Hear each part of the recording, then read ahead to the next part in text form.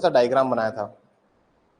क्या क्या था, मैंने उसमें एक छोटा सा डायग्राम बनाया था और मैंने आपको बताया था कि section 21 section 20 section 21A section 21 and 21A दोनों डिफरेंस एक दूसरे से कैसे हैं, इसकी मैं बात कर रहा था। दोनों एक दूसरे से अलग कैसे हैं, मैं उसके बारे में बात कर रहा था। कल एंड ऑफ द क्लास में एक डायग्राम बनाया था, मैं उसी को हल्का सा रिपीट करता हूँ और एक बार उसको दोबारा समझाने की कोशिश करता हूँ।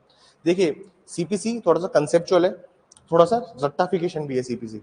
जैसे प्रोविजन हो गया section 10, section 11, section 88, section 38, section sorry order 39, order 37। ये कुछ ऐसे चीजें हैं जहाँ पे आपको थोड़ा सा रट्टाफिकेशन करना ही पड़ेगा। जैसे डिग्री की डेफिनेशन हो गई, जजमेंट की डेफिनेशन हो गई, डिग्री की या फिर ऑर्डर की डेफिनेशन हो गई। जो वर्डिंग लिखी हुई है वो वर्डिंग सेम टू सेम लिखनी पड़ेगी आपको अगर मेंस में पास होना है तो। आपको बताया मैंने, आप लोगों का टेस्ट है, आप लोगों का टेस्ट है आफ्टर राखी के बाद जो भी नेक्स्ट डे होगा आपका टेस्ट होगा, ठीक है। प्रीलिम्स का टेस्ट होगा मोर पर्टिकुलरली, और पेपर आसान नहीं होने वाला। जितना भी हमने पढ़ा है 20-25 क्लासेस में वो पूरा पेपर में मैं आपको दूंगा, ठीक है। एमसीक्यू होगा, सारा एमसीक्यू बेसिस होगा। क्वेश्चंस जो होंगे पेपर आधे घंटे का होगा, 1 घंटे का होगा, डिपेंड ऑन द क्वेश्चंस। मान लीजिए अगर 50 क्वेश्चन है, 50 क्वेश्चन का पेपर मैंने बनाया, तो 50 क्वेश्चन जो है उसके अंदर 50 क्वेश्चन जो होंगे इसके लिए आपको आधा घंटा मिलेगा, हाफ एन आवर सफिशिएंट होते हैं, ठीक है। और एमसीक्यू भी अगर एमसीक्यू भरने हैं तो 45 मिनट्स दूंगा, ठीक है, ताकि रेस्ट 30 मिनट्स में हम अपनी क्लास कंडक्ट कर लें। पेपर कंटिन्यू होंगे और कंटिन्यू होते हैं अपने यहाँ पे। जो बच्चे पुराने हैं वो जानते हैं कि पेपर लगातार होते हैं और पेपर इतने होते हैं कि आप लोग थक जाते हैं पेपर दे देते हैं, ठीक है। 23 तारीख को जो बच्चे एपी वाले बेच गए, 23 तारीख को आप लोगों का टेस्ट है। मैं दोबारा से इन्फॉर्म कर देता हूँ, 23 तारीख को टेस्ट है SC ST का और एक्साइज का, इन दोनों का प्रीलिम्स है और एक्साइज का मेंस है। ये एपी वाले बच्चों के लिए है, ठीक है ना। ये एपी वाले बच्चों के लिए है। पेपर रेगुलर चल रहे हैं और पेपर रेगुलर हो रहे हैं। आप लोग अगर तैयारी नहीं कर रहे हैं, अगर आपको लगता है कि हम नहीं पढ़ रहे तो कोई नहीं पढ़ रहा, ऐसा नहीं है। एग्जाम जिनको निकालना है, जो सोच के रखें कि हमें एग्जाम क्रैक करना है, विद इन ईयर नौकरी लगना है, तो वो लोग मेहनत करना स्टार्ट कर दिया है। उन लोगों ने मेहनत करना स्टार्ट कर दिया है। उनका कोई और एम नहीं है सिवाय सक्सेस होने के। चलिए एक लेक्चर स्टार्ट करता हूं मैं, और मैं सेक्शन 21 और 21A की बात कर रहा था। सेक्शन 21A कहाँ लगेगा, सेक्शन 21 और 21A कहाँ लगता है, इसको एक बार देखिए, इसको थोड़ा सा एक बार समझने की कोशिश कीजिए। मान लीजिए एक सूट फाइल हुआ है, मैं आपको पूरी एक सिचुएशन बना के देता हूं, ठीक है। मान लीजिए एक प्रॉपर्टी थी अजमेर में, एक प्रॉपर्टी कहाँ थी, अजमेर में, एक प्रॉपर्टी थी जयपुर में, ठीक है, एक प्रॉपर्टी थी कोटा में। लेकिन जो सूट फाइल होता है वो फाइल होता है जोधपुर में। सूट कहाँ फाइल हुआ है, जोधपुर में। जोधपुर में सूट फाइल किया, वाद संस्थित कहाँ किया, जोधपुर में किया। आगे क्या होता है सर इस केस के अंदर, ये जो सूट फाइल किया है ये क्या है, रिकवरी ऑफ पोजीशन के लिए या फिर किसी और की भी, किसी भी सूट के लिए, किसी भी संपत्ति के प्रत्युदरण के लिए रिकवरी ऑफ पोजीशन के लिए सूट फाइल किया, जो कि हम SRA में पढ़ते हैं सेक्शन 5 और 6। मैं उसकी बात कर रहा हूँ मोर पर्टिकुलरली। सेक्शन 5-6 का सूट फाइल किया हुआ है, दो पार्टीज के बीच में सूट फाइल है, A वर्सेस B के बीच में सूट फाइल है, ठीक है। और लेटर ऑन इस केस में क्या होता है, सूट था A वर्सेस B के बीच में, लेटर ऑन यहाँ पे हुआ सर सेटलमेंट ऑफ इश्यूज। क्या हुआ यहाँ पे, सेटलमेंट ऑफ इश्यूज हुआ। सेटलमेंट ऑफ इश्यूज होने के बाद में, सेटलमेंट ऑफ इश्यूज होने के बाद में सर यहाँ पे डिक्री पास हो गई अपने, अल्टीमेटली यहाँ पे ये सूट डिक्री हो गया। डिक्री होने का मतलब क्या होता है कि ए केस जीत चुका है, केस डिक्री हो चुका है, ठीक है। अब बी के पास में दो ऑप्शन है। जो हमारा बी है, जो हमारा जजमेंट डेटर है, इसको क्या बोलेंगे हम लोग, जजमेंट डेटर। इसको हम लोग कहेंगे डिक्री होल्डर, डिक्री धारक, डिक्री धारक, ठीक है। जजमेंट डेटर जो है हमारा, जिसके खिलाफ कोई भी डिक्री पास हुई है या किसी के खिलाफ जजमेंट पास हुआ है, उसके पास में दो ऑप्शन है। वो चाहे तो दो काम कर सकता है। वो पहला काम क्या कर सकता है सर, वो पहला काम ये कर सकता है कि वो अपील में जाए, या फिर सूट फाइल कर सकता है। क्या कर सकता है? Suit file B versus A, suit file कर सकता है बी वर्सेस ए। ठीक है, सेम प्रॉपर्टी के लिए। किस प्रॉपर्टी के लिए? अजमेर, जयपुर और कोटा वाली प्रॉपर्टी के लिए दोबारा से एक सूट फाइल कर सकता है। जैसे इसने सूट फाइल, जैसे ये सर सूट फाइल करेगा, ए क्या बोलेगा सर? ए आके क्या बोलेगा कि सर रेस जुडिकेटा,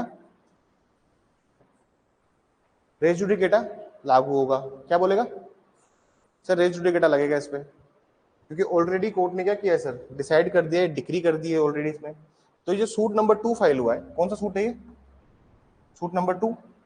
ये जो दूसरा सूट फाइल हुआ है, सूट नंबर 2 फाइल हुआ है, जिस पर रेस जुडिकेटा लागू हो रहा है, तो ये किस तरह से काम करेगा? बी यहाँ पे आके कहते हैं कि सर जो सूट है ना सर, जो फर्स्ट सूट नंबर 1 था, वो रॉन्ग प्लेस ऑफ सोइंग पे फाइल हुआ था। मतलब गलत गलत वाद लाने का जो स्थान था उसमें, वो क्या था सर? गलत था, एक रॉन्ग प्लेस ऑफ सोइंग था। इसलिए इसलिए जो मैं अब सूट फाइल करना चाहता हूं, वो कहां पे करना चाहता हूं? जो मैं सूट फाइल करना चाहता हूं, जो मैं वाद संस्थित करना चाहता हूं, वो मैं कहां चाहता हूं? इसलिए मैं दोबारा से सूट फाइल करना चाहता हूं। क्या वो सूट फाइल कर सकता है? सवाल ये है, क्या वो सूट फाइल कर सकता है? नहीं कर सकता, क्योंकि सेक्शन 21 इसको, सेक्शन 21 ए इसको स्टॉप करता है, बार करता है, एक रोक लगाता है। मैं आपको सेक्शन 21 ए की वर्डिंग्स समझाता हूं और पढ़ाता हूं कि सेक्शन 21 ए क्या बोलता है और किस तरह से बोलता है। बेहद आसान प्रोविजन, कोई दिक्कत नहीं। एक बार सेक्शन 21 ए निकाल लेते हैं इधर।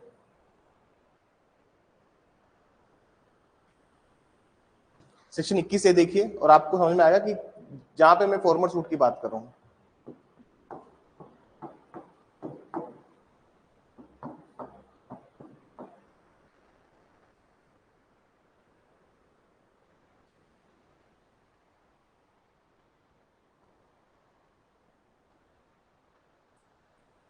चलिए आइए,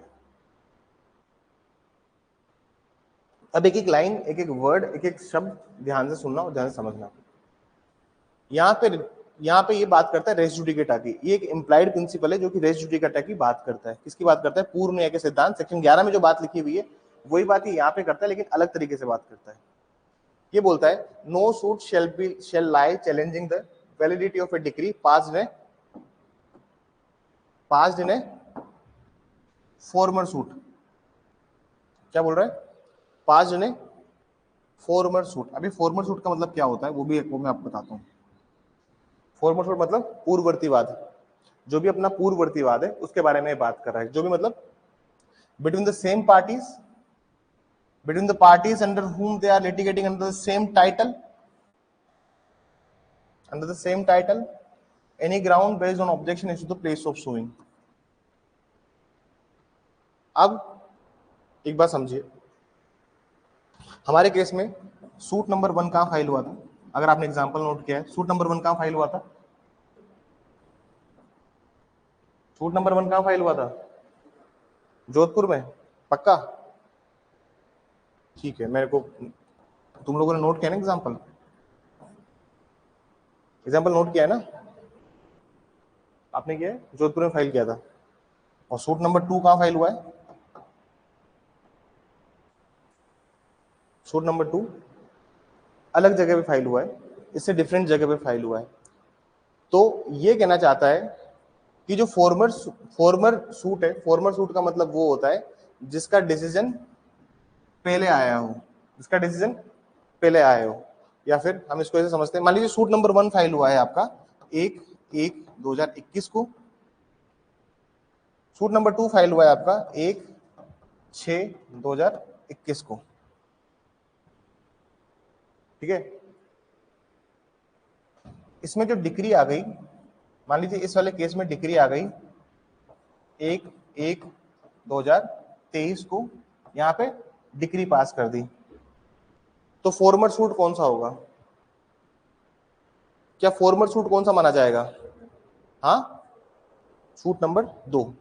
फॉर्मर सूट का मतलब ये नहीं होता कि भाई जो सूट बाद में फाइल हुआ है। फॉर्मर सूट का मतलब वो होता है कि वो सूट जिसमें पहले डिक्री आ गई। ये बात समझ में आई? यही बात सेक्शन 11 के एक्सप्लेनेशन नंबर 1 में दी हुई है, एक बार पढ़िए सेक्शन 11 का एक्सप्लेनेशन नंबर 1। सेक्शन 11 का एक्सप्लेनेशन नंबर 1 पढ़िए। स्पष्टीकरण 1 देखिए सेक्शन 11 का, ये सेम बात वहां पे भी लिखी हुई है, फॉर्मल सूट वाली बात।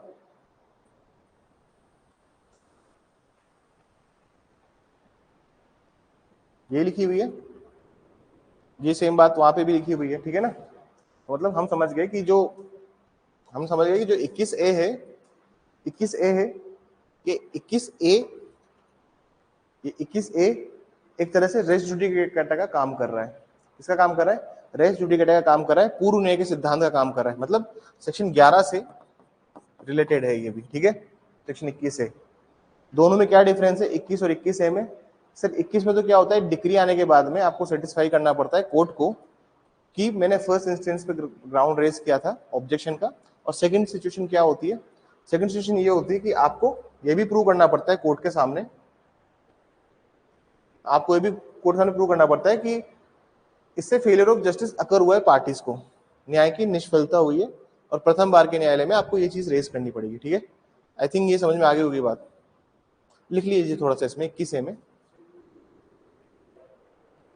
जजमेंट डेटर, जजमेंट डेटर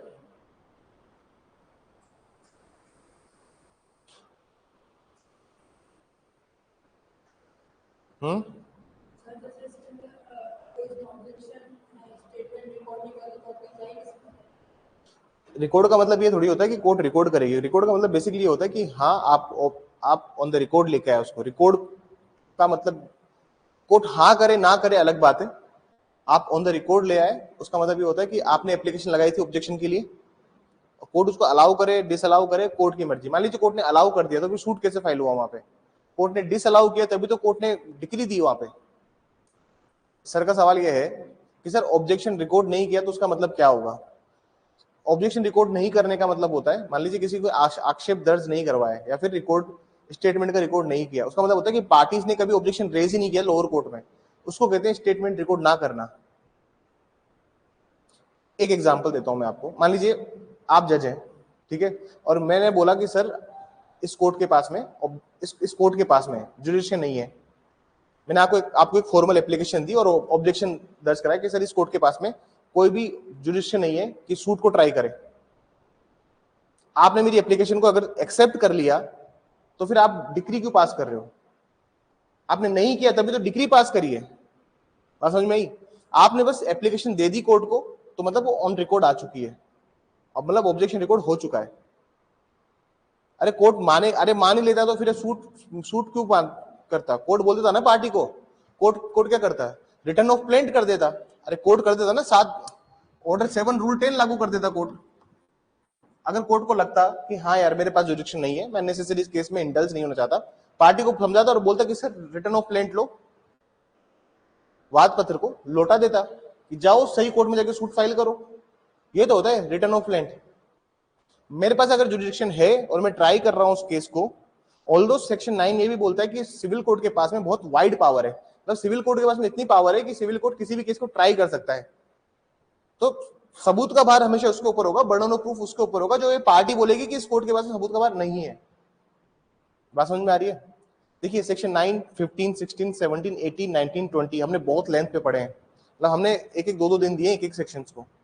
देखिए पूरे सीपीसी के जो हमारे लेक्चर्स हैं वो 120 प्लस हैं, तो आप ये समझ सकते हैं कि ये लेक्चर्स आपको बहुत ज्यादा इन डेप्थ नॉलेज देंगे सीपीसी की। बिना सीपीसी आए बिना आप जज नहीं बन सकते और कोई से भी नौकरी नहीं प्राप्त कर सकते। मैं सिंपल सी बात कहता हूँ, सीपीसी आना मैंडेटरी है। बाकी लो 19-20 हो सकते हैं, लेकिन सीपीसी आपको अच्छा से आना चाहिए। सिविल में सीपीसी अच्छे से आना चाहिए और क्रिमिनल में सीआरपीसी अच्छे से आना चाहिए। ये 2 लो जब तक नहीं आएंगे आपको, अब तो हम भारतीय नागरिक सुरक्षा संहिता पढ़ेंगे, जैसे ये सीपीसी खत्म हो जाएगा we will start with CrPC.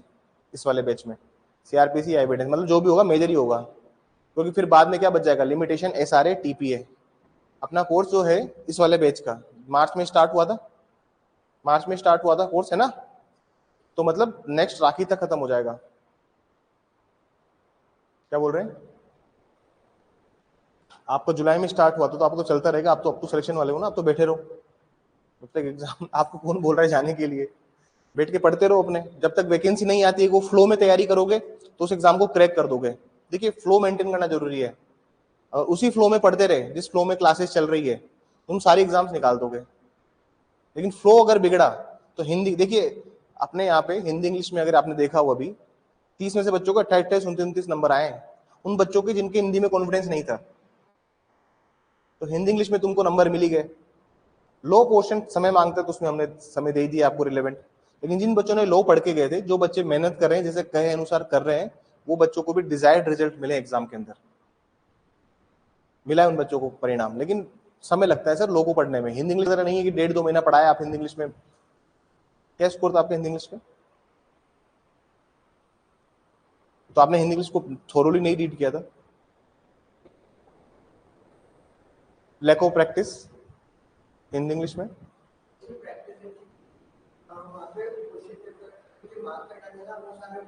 अच्छा, ओएमआर भरते समय दिक्कत हो गई। मैं इसीलिए कहता था कि जब आप टेस्ट देते हैं यहाँ पे तो ओएमआर हमेशा भरिए। कुछ बच्चों की भी तो हैबिट होती है कि पेपर में टिक लगा ले, सर हो गया पेपर, जा रहे हैं। कुछ बच्चों की हैबिट होती है, तो मैं हमेशा कहता हूँ कि ओएमआर पूरा भरिए, ओएमआर पूरा भरिए और गोले पूरे भरिए उसमें। चलो कोई बात नहीं, जो हुआ सो हुआ, जो हुआ सो हुआ। लेकिन paper was easy that time. Hindi English इस बार ईजी थी, लेकिन हमें हमारा नेक्स्ट आरजेस का जो टारगेट है वो वेदर 25 में आए या 26 में आए, हमें उसको एक फ्लो में निकालना है। आसान एग्जाम है, मुश्किल नहीं है। चलिए आगे चलते हैं। तो ये बात समझ में आ गई आप लोगों को? इसमें थोड़ा सा लिख लीजिए। Section 21 also manifest about, section 21A ऐसे लिखिए, section 21A also manifest about implied res judicata, implied res judicata, implied res judicata. धारा 21 से लिखिए, धारा 21 से विवक्षित पूर्व न्याय के सिद्धांत को लागू करने के बारे में बतलाती है। धारा 21 से विवक्षित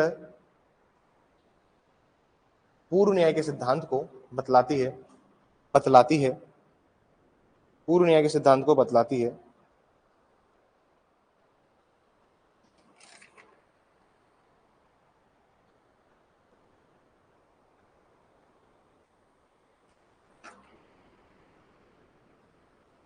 पूर्व न्याय के सिद्धांत को बतलाती है।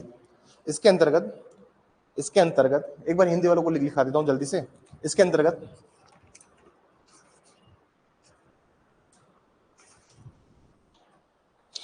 अंतर्गत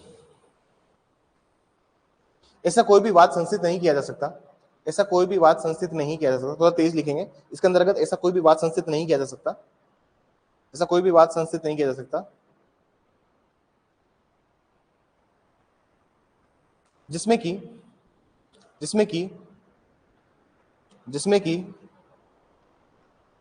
पूर्ववर्ती वाद में पारित डिक्री की, जिसमें कि पूर्ववर्ती वाद में पारित डिक्री को, जिसमें कि पूर्ववर्ती वाद में पारित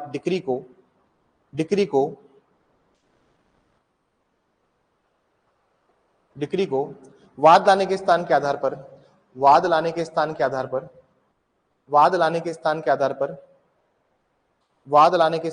पर विधि मान्यता न दी जाए, विधि मान्यता न दी जाए, विधि मान्यता न दी जाए, विधि मान्यता न दी जाए।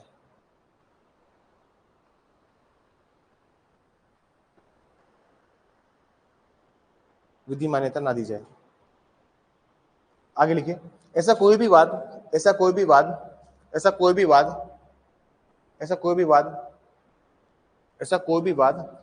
वाद लाने के स्थान के आक्षेप पर, ऐसा कोई भी वाद लाने के स्थान के आक्षेप पर पुनः संस्थित नहीं किया जाएगा, पुनः संस्थित नहीं किया जाएगा, पुनः संस्थित नहीं किया जाएगा, पुनः संस्थित नहीं किया जाएगा, पुनः संस्थित नहीं किया जाएगा। ठीक है, लिखिए सेक्शन 21A टॉक्स अबाउट, लिखिए section 21A talks about that no suit can be instituted Section 21A talks about that no suit can be instituted on the ground of challenging the validity of on the ground of challenging the validity of on the ground of challenging the validity of on the ground of challenging the validity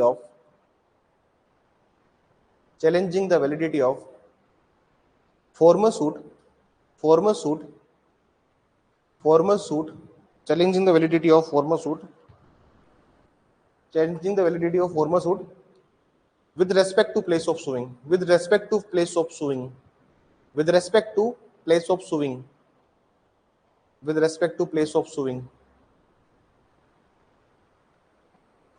with respect to place of suing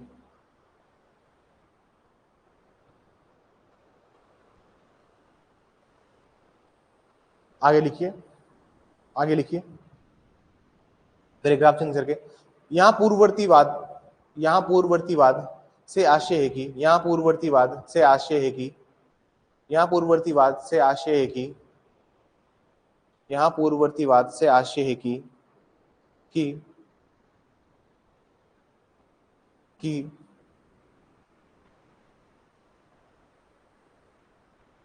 जो कि पूर्वतन विनिश्चित किया गया हो जो कि पूर्वतन विनिश्चित किया गया हो जो कि पूर्वतन विनिश्चित किया गया हो जो कि पूर्वतन विनिश्चित किया गया हो जो कि पूर्वतन विनिश्चित किया गया हो यार पूर्वतन निश्चित किया गया हो पूर्वतन विनिश्चित किया गया हो पूर्वतन विनिश्चित किया गया हो done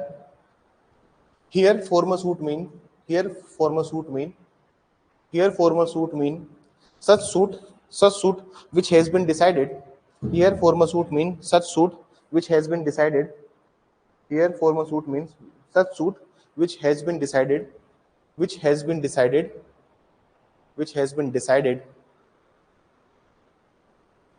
which has been decided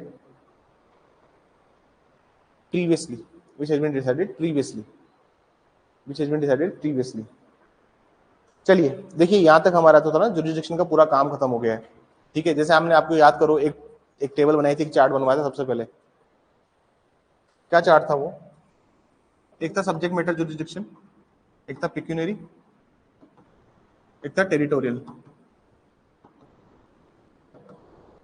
मतलब विषय वस्तु वाला धन संबंधी क्षेत्रीय ये था उसके साथ एक और बताया था मैंने ट्रांसफर जुरिडिक्शन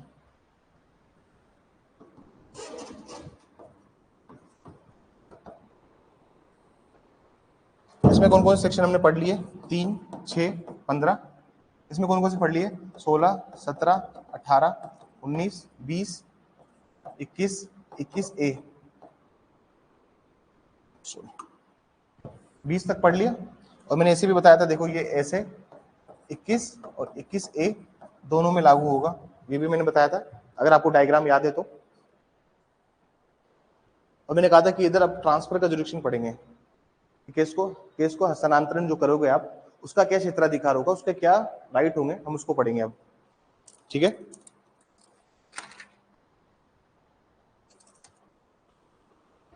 अब थोड़ा सा समझने का देखिए लॉ कुछ नहीं है मैं आपको अभी बताऊं जो भी सिविल होता है सिविल में लोगों को डर क्यों लगता है क्योंकि कॉमन सेंस का यूज नहीं करते आप कॉमन सेंस का यूज कीजिए बहुत आसान है सिविल ज्यादा इजी है रेदर क्रिमिनल देखो क्रिमिनल तो सभी को आसान लगती है लेकिन सिविल टफ क्यों लगती है लेकिन सिविल को क्या होता है ना एक पढ़ने का तरीका होता है चलिए सिविल को थोड़ा सा और डिटेल में देखा जाए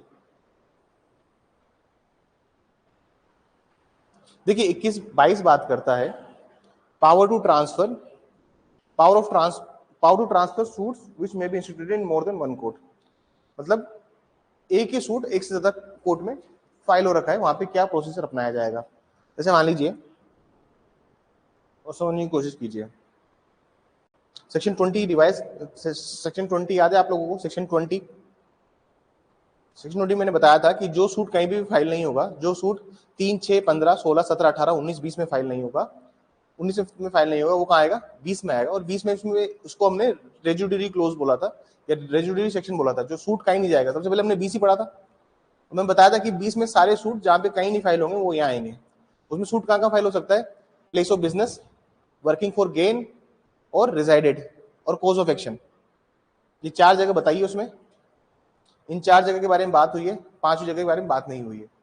वैसे मान लीजिए मैं एक एग्जाम्पल देता हूँ आपको, कोई भी एग्जाम्पल देता हूँ।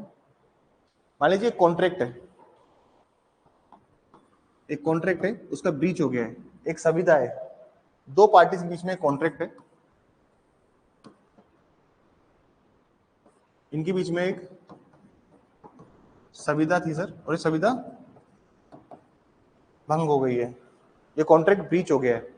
अब सुनिएगा ध्यान से और समझने की कोशिश कीजिएगा। ये कॉन्ट्रैक्ट था, कॉन्ट्रैक्ट भंग हो गया है, मतलब ब्रीच ऑफ कॉन्ट्रैक्ट हो चुका है पार्टीज के बीच में। सूट कहाँ फाइल हो सकता है, जैसे ए वर्सेस बी करना है आपको, तो सूट कहाँ फाइल हो सकता है कि जहां पे बी रिजाइड करता है, गेन करता है, या फिर कैरीज ऑन बिजनेस करता है। लाइट का फ्लक्चुएशन हो गया, this is the problem with monitor panel. जब भी हल्का सा भी फ्लक्चुएशन होता है then the whole system goes off. Okay, वो तो रिकवर हो जाएगा, 2 मिनट का काम है। तो सर मान लीजिए सूट आप अलग अलग फाइल कर सकते हैं। सेक्शन 20 के टाइम आप नहीं थे, इसलिए आपको पता नहीं, और आपने क्लासेस भी नहीं लिए इन क्लासेस, तो हर दिन एक क्लास बढ़ती जा रही है बेटा। क्लासेस नहीं लोगे ना पुरानी छूटी हुई, तो आज 28वां लेक्चर है। कौन सा लेक्चर है आज सीपीसी का? 28वां। हमको 120 करने हैं। कितने करने हैं? 120। तो तुमको अगर लग रहा है ना कि सीपीसी, देखिए सीपीसी पढ़ा रहा हूं मैं, ये सब्जेक्ट दोबारा नहीं आएगा आपके बैच में, अगर आपको पता हो तो। आएगा क्या दोबारा आपके बैच में? नहीं आएगा ना। पढ़ लो फिर अच्छे से, क्लासेस ले लीजिए। क्लासेस ले लेंगे तो थोड़ा आपको फायदा रहेगा। मुझे कोई नुकसान नहीं है सर अल्टीमेटली। भाई जिन बच्चों का सब्जेक्ट शुरू हुआ था इंडिसेंट से, सबसे पहले इंडिसेंट ही पढ़ाया था सर मैडम ने ना। क्या पढ़ाया था मैडम ने? इंडिसेंट पढ़ाया था। तो आप सब लोगों का लास्ट, जो जिन्होंने मार्च में ज्वाइन किया है, क्या सब्जेक्ट लास्ट होगा आपका? इंडिसेंट और कॉन्ट्रैक्ट, वो आपका लास्ट होगा। इंडिसेंट और कॉन्स्टिट्यूशन, ये आपका लास्ट होगा। बीच में जो भी सब्जेक्ट्स हो रहे हैं वो लेना स्टार्ट कर दीजिए। आपको नहीं पता चल रहा होगा, लेकिन ऑलमोस्ट 30-40% कोर्स खत्म हो चुका है। तो प्लीज क्लासेस लीजिए। क्लासेस नहीं लीना करिए तो बर्डन हो जाएगा। और इनिशियली जो क्लासेस है ना आपकी 10-15 क्लासेस से, तो मैंने सिर्फ हर दिन आके डायग्राम्स बनाए और समझाया, लिखवाया कुछ नहीं है। तो क्लासेस आप सुनेंगे भी सही ना तो भी आपको काम हो जाएगा उसमें। डिक्टेशन का है शुरुआत की 10-15 क्लासेस में, कुछ डिक्टेट ही नहीं है, सिर्फ डायग्राम चलते थे हर दिन कि ये कंसेप्ट ये होता है, ये कंसेप्ट ये होता है।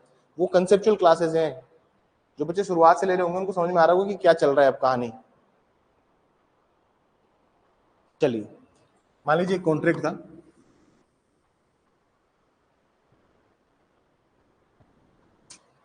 चला गया वो। मान लीजिए एक कॉन्ट्रैक्ट था ए और बी के बीच में, और एक कॉन्ट्रैक्ट का ब्रीच हो गया है, ब्रीच ऑफ कॉन्ट्रैक्ट हो गया है सर, खंडन हो गया है। इनके बीच में एक संविदा थी, इनका खंडन हो गया है। सूट फाइल हुआ है ए वर्सेस बी के बीच में। सेक्शन 20 के हम इन्वोक करेंगे, क्योंकि कॉन्ट्रैक्ट एक ऐसी चीज है जिसको ना सेक्शन 16 में दिया हुआ है, 17 में दिया हुआ है, 18 में दिया हुआ है, नहीं 19 में दिया हुआ है। कॉन्ट्रैक्ट है क्या कहीं पे मेंशन कि कॉन्ट्रैक्ट केसेस में क्या होगा? तो ऑटोमेटिकली बात है सेक्शन 20 लगेगा। जो कहीं नहीं दिया हुआ वो वहां कहा जाएगा सेक्शन 20। और सेक्शन 20 कहां बोलता है कि सूट कहां फाइल हो सकता है? तो कहां का सूट फाइल हो सकता है सर? जहां पे भी बी निवास करता है, गेन करता है, या फिर कारोबार करता है, कैरीज ऑन बिजनेस। इन तीनों का मतलब मैं बता चुका हूं कि गेन का और कैरीज ऑन बिजनेस का मतलब क्या होता है। अगर आप पर्सनली किसी के लिए काम करते हो तो आप गेन करते हो। कैरीज ऑन बिजनेस मतलब खुद का जो बिजनेस होता है और जहां पे वो रिसाइड करता है। और 20(3) एक और बोलता है कि जहां पे कॉज ऑफ एक्शन अराइज हुआ है, जहां पर ही संविदा भंग हुई है, जहां पे संविदा खंडन हुआ है, आप चाहो तो वहां पे भी केस फाइल कर सकते हो। मान लीजिए कॉन्ट्रैक्ट के बीच में कॉज ऑफ एक्शन अराइज होता है जयपुर में, बी रहता है जोधपुर में। कहाँ रहता है ये सर? ये रहता है कहाँ पे? जोधपुर में। ये पर्सनल वर्क फॉर गेन करता है बीकानेर में, और ये कैरीज ऑन बिजनेस करता है कहां पे? पाली में। जयपुर, जोधपुर, बीकानेर, पाली। आप चाहो तो चारों जगह में से कोई भी जगह सूट फाइल कर दो। ये बात समझ में आई? अरे बात समझ में आई? नहीं समझ में आई? आप चार जगह में से किसी भी जगह सूट फाइल कर सकते हो, किसी को चौथी जगह सूट मतलब पांच जगह सूट फाइल नहीं कर सकते। Either you can file suit at Jaipur, Jodhpur, Bikaner और पाली। उसके अलावा आप सूट और जगह फाइल नहीं कर सकते, क्योंकि सेक्शन 20 बहुत स्ट्रिक्टली इंप्लाई होता है। सेक्शन 20 में ऐसा नहीं कि ऑब्जेक्शन रिकॉर्ड कर दो, ये कर दो, कर दो। सेक्शन 20 में है क्या सारे पॉइंट कि आप ऑब्जेक्शन रिकॉर्ड करा लो, है क्या? ये सब बाकी बाकी सेक्शंस के लिए हैं, सेक्शन 20 के लिए नहीं है। सेक्शन 20 में तो यही है कि सर चारों में से कहीं भी फाइल करो, ठीक है। अब डिफेंडेंट कैन अप्लाई, जहां पर सेक्शन 23 में बताया। अब जनरली क्या होता है ना कि जैसे मान लीजिए सूट फाइल कर दिया है, कहां पे? सूट फाइल कर दिया है पाली में, ठीक है। लेकिन पाली वाला जो बिजनेस था उसका, वो अब खत्म हो गया है। पहले पाली में बिजनेस करता हुआ बी मतलब प्रतिवादी, प्रतिवादी पहले पाली में बिजनेस करता होगा, अब नहीं करता, तो अब सर उसको दिक्कत आ रही है। तो सूट कहां फाइल हुआ है? पाली में। पाली में उसको सूट को फाइल करने में दिक्कत आ रही है। तो सेक्शन 23 बताता है, सेक्शन 23 ये बताता है कि किस कोर्ट में एप्लीकेशन लगाओ, किस कोर्ट में आप एप्लीकेशन लगाइए ट्रांसफर के लिए। बी चाहता है कि केस पाली से ट्रांसफर होकर कहां आ जाए? जयपुर में आ जाए। बी क्या चाहता है सर? कि केस पाली से ट्रांसफर होके जयपुर आ जाए। तो सेक्शन 23 बताता है इस बारे में कि सूट कहां फाइल होगा। क्या बताता है कि भाई सूट कहां फाइल करेंगे, सूट कहां फाइल होना चाहिए। ये कौन सा सेक्शन बता रहा है? सेक्शन 23। सेक्शन 22 एक डिक्लेरेटरी प्रोविजन है। 22 क्या है? एक डिक्लेरेटरी प्रोविजन है, डिक्लेयर करता है। सेक्शन 22 क्या करता है सर? डिक्लेयर करता है कि सूट कहां होगा, कैसे होगा और क्या किया जाएगा। पढ़िए एक बार सेक्शन 22 को, मैं आपको इसका बाकी जिस्ट समझाता हूं। और समझ में आया कि क्यों ट्रांसफर करना है केस को, केस को ट्रांसफर क्यों क्यों करना है? समझ में आया आपको कि ट्रांसफर करना क्यों जरूरी है? कोर्ट क्या क्या फैक्टर ध्यान में रखेगी ट्रांसफर करते वक्त? देखिए, when I was practicing high court, हमारे सामने जो मैटर आते थे ना, इसके मैटर बहुत आते थे हमारे सामने। कि जैसे मान लीजिए हस्बैंड वाइफ शादी के बाद कुछ समय जोधपुर रहे, हस्बैंड वाइफ शादी के बाद कुछ समय जोधपुर रहे, लेकिन शादी सोलमनाइज हुई थी, शादी जो संपन्न हुई थी वो जयपुर में हुई थी, ठीक है। लड़की का घर जयपुर में, लड़के का घर जयपुर में, हस्बैंड की उस टाइम नौकरी जोधपुर में थी। तो वाइफ ने क्या किया? जोधपुर गई, वहां जाके सूट फाइल कर दिया। वाइफ ने क्या किया? जोधपुर जाके मेंटेनेंस का सूट फाइल कर दिया या फिर केस फाइल कर दिया। अब क्या होता है ना, इसकी एप्लीकेशन लगती है हाई कोर्ट में। ये प्रोविजंस बहुत काम के हैं, जब आप प्रैक्टिस में उतरेंगे तब आपको समझ में आएगा कि यार ट्रांसफर की एप्लीकेशन लगाना बेहद मैंडेटरी है। केसेस किस आधार पर ट्रांसफर होते हैं, कौन कौन से ग्राउंड से केसेस को ट्रांसफर करने के लिए, इन सब की बात कौन सा सेक्शन करता है? सेक्शन 22। समझ में आई बात? हम देखेंगे कि केसेस कैसे ट्रांसफर हो रहे हैं, how the persons are transferring the cases.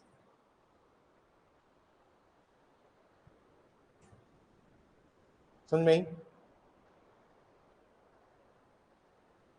इसको थोड़ा सा समझते हैं, और इसको थोड़ा सा और तस्दीक से समझते, अच्छे समझते हैं कि क्या क्या फैक्टर्स कोर्ट को सामने प्रूव करने पड़ेंगे, मतलब कौन सा पक्ष रखना पड़ेगा। आपको देखना पड़ेगा कि पक्षकारों की सुविधा क्या है, मतलब पार्टीज को क्या कन्वीनियंस हो रही है, क्या किसी पार्टी को इर्रेपरेबल लॉस हो रहा है अगर केस ट्रांसफर ना हुआ हो तो, क्या पार्टी को कोई ऐसी असुविधा होगी जिसकी भरपाई नहीं हो सकती।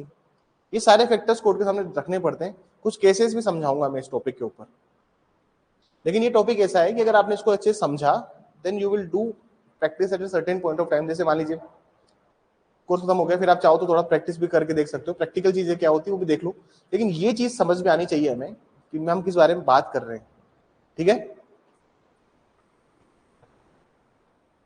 तो ये बात यहां तक समझ में आई, कहानी, इतनी कहानी समझ में आई। अब आगे समझिए। और सेक्शन 22 पढ़िए। इसकी जो मार्जिनल हेडिंग कहती है वो कहती है power to transfer suits where may be instituted in more than one court, जो वाद एक से अधिक न्यायालयों में संस्थित किए जा सकते हैं। अभी किए गए हैं नहीं है, किए जा सकते हैं। सर एक से ज्यादा कोर्ट में सूट फाइल हो सकता है ना, जयपुर में हो सकता है, जोधपुर में हो सकता है, बीकानेर हो सकता है, पाली हो सकता है, तो एक से ज्यादा किए जा सकते हैं, लिखा हुआ है ना। Power of contract transfer of suits which may be instituted, मतलब इन सब में फाइल हो सकता है सूट, यहाँ सब में सर सूट कहीं पे भी फाइल हो जाएगा ना, वाद तो कहीं पे भी संस्थित किया जा सकता है। अब पढ़िए line, where a suit may be instituted in any of two or more courts is instituted in one of such courts, any defendant after notice to the other parties may at a less possible opportunity in all cases where issues are settled at one or before the settlement issue apply to the suit transferred to the another court, and the court which subjection is made after considering the objection of the other court shall determine several courts having jurisdiction of the suit set proceed। मतलब ये कहना चाह रहे हैं, ये कहना चाह रहे हैं कि अगर ट्रांसफर करना है तो ट्रांसफर करने का प्रोसीजर क्या होगा, यहाँ पे बताया है। ट्रांसफर करने का क्या प्रोसीजर होगा ये थोड़ा सा उन्होंने बताया है, ठीक है। इसमें थोड़ा सा लिख लीजिए आप, इसमें थोड़ा सा लिख लीजिए, मैं आपको समझाऊंगा। इसमें लिखिए और लिखने से पहले एक बार हल्का सा समझिए कि मैं किस रिगार्डिंग बात कर रहा हूं। मान लीजिए सूट फाइल हुआ है पाली में ए वर्सेस बी का। आज बी कह रहा है कि सर वहां सूट मत फाइल करो क्योंकि सर मैं यहाँ करता हूँ बिजनेस, पाली में क्या है मेरा बिजनेस, मेरा नाम खराब हो जाएगा पाली में अगर सूट फाइल हुआ तो मेरा क्या हो जाएगा, नाम खराब। एक तो हमारी कोई गलती नहीं है, ऊपर से इन्होंने चलो ठीक है केस फाइल कर दे, लेकिन अगर पाली में तो मेरी मेन प्लेस ऑफ बिजनेस है और तो मेरा पूरा नाम ही खराब हो जाएगा। तो चाहता है कि केस को ट्रांसफर करो, पाली में मत करो, और भी जगह है सूट फाइल करने की, वहां सब कर लो यार, पार्टी का ही कहना है। तो पार्टी ने क्या किया है सर, तो ये सेक्शन ऐसे बोलता है, ये सेक्शन जनरली इस बारे में बात करता है कि अगर आपको ट्रांसफर करवाना है ना, अगर आप चाहते हो कि सूट ट्रांसफर होना चाहिए, तो कोई भी जो डिफेंडेंट होगा, प्रतिवादी होगा, जो प्रतिवादी है, ये बिफोर सेटलमेंट ऑफ इश्यूज, मतलब सेटलमेंट इश्यूज के पहले पहले नोटिस सर्व कर देगा कि हमें ट्रांसफर करवाना है। क्या करना है, नोटिस सर्व कर देगा, मतलब आप एप्लीकेशन दोगे, मतलब ऐसा है कि सर सेक्शन 23 में एप्लीकेशन लगेगी कि किस कोर्ट में एप्लीकेशन लगाओगे वो सेक्शन 23 की बात है, लेकिन उसके पहले का प्रोसेस क्या होगा, उसके पहले का ये है कि नोटिस देना है before settlement of issues, parties को नोटिस दो और उनको बताओ कि sir we want to transfer the following suit, हमें ये सूट ट्रांसफर करना है। समझ में आया, सूचना देनी पड़ेगी दूसरी पार्टी को, मैडम सूचना देनी पड़ेगी दूसरी पार्टी को, दूसरी पार्टी को आप देंगे सूचना कि सूट कहाँ फाइल होना है, उनको बोलोगे कि सर हम इसको ट्रांसफर करेंगे सूट को। बात समझ में आई, इसमें लिखिए थोड़ा सा, wherever wherever wherever a suit may be instituted, जल्दी जल्दी लिखिए, wherever a suit may be instituted, wherever a suit may be instituted, wherever a suit may be instituted, suit may be instituted in in in suit may be instituted in one or more court, one or more courts, one or more courts, and it is instituted in any of court, and it is instituted any of the court, and it is instituted in any of the court, in any of the court, in any of the court, then defendant after notice to the parties, then defendant after notice to the parties, then defendant after notice to the parties, notice to the parties, at the earliest possible stage, at the earliest possible stage, at the earliest possible stage, at the earliest possible stage, at the earliest possible stage, before settlement of issues, before settlement of issues, before settlement of issues, apply to the court mentioned in section 23, apply to the court mentioned in section 23, apply to the court mentioned in section 23 for transfer of such for transfer of such case, for transfer of such case, for transfer of such case, for transfer of such case, which having jurisdiction, which having jurisdiction, which having jurisdiction, which having jurisdiction, which having jurisdiction. समझ में आया? पढ़ लीजिए एक बार English medium वाले बच्चे, तब तक हिंदी मीडियम वाले लिखिए। जहां कहीं भी, जहां कहीं भी, जहां कहीं भी वाद एक या एक से अधिक, जहां कहीं भी वाद एक या एक से अधिक, जहां कहीं भी वाद एक या एक से अधिक न्यायालयों में संस्थित किया जा सकता है, जहां कहीं भी वाद एक या एक से अधिक न्यायालयों में संस्थित किया जा सकता है, और किसी ऐसे न्यायालय में संस्थित किया जाता है, और किसी ऐसे न्यायालय में संस्थित किया जाता है, और किसी ऐसे न्यायालय में संस्थित किया जाता है, और किसी ऐसे न्यायालय में संस्थित किया जाता है जहां प्रतिवादी को आक्षेप है, किया जाता है जहां प्रतिवादी को आक्षेप है, जहां प्रतिवादी को आक्षेप है, आक्षेप है, प्रतिवादी को आक्षेप है, तो प्रतिवादी अन्य पक्षकारों को, तो प्रतिवादी अन्य पक्षकारों को, तो प्रतिवादी अन्य पक्षकारों को, अन्य पक्षकारों को सूचना देने के पश्चात, सूचना देने के पश्चात, सूचना देने के पश्चात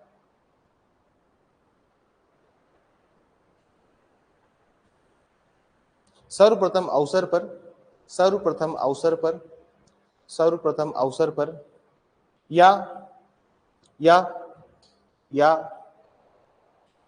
सर्वप्रथम अवसर पर या विवादकों के स्त्रीकरण के पूर्व, विवादकों के स्त्रीकरण के पूर्व, विवादकों के स्त्रीकरण के पूर्व, विवादकों के स्त्रीकरण के पूर्व धारा 23 में, धारा 23 में बताए गए न्यायालय में आवेदन कर सकता है, धारा 23 में बताए गए न्यायालय में, धारा 23 में बताए गए न्यायालय में मामले को अंतरित करने के लिए आवेदन कर सकता है, बताए गए न्यायालय में मामले को अंतरित करने के लिए, अंतरित करने के लिए आवेदन कर सकता है, आवेदन कर सकता है।